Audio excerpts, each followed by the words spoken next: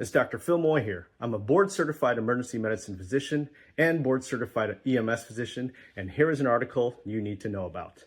So, Dr. Remle Crowe et al. Sought to answer the question of what are the characteristics and outcomes of those patients who we initially don't transport, but they call back within 72 hours.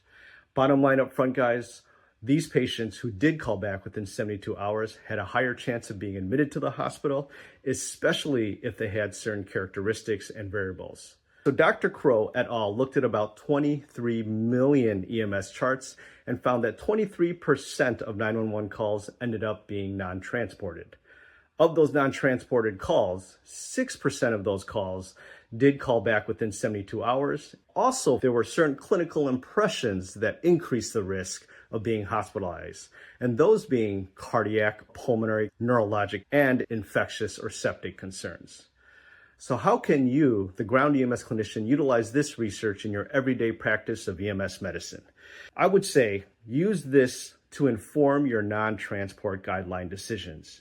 If your patient who decides not to be transported has any of these red flags, I would be highly suspicious that this patient's healthcare trajectory is going to end up in the hospital and not home. Thanks, guys.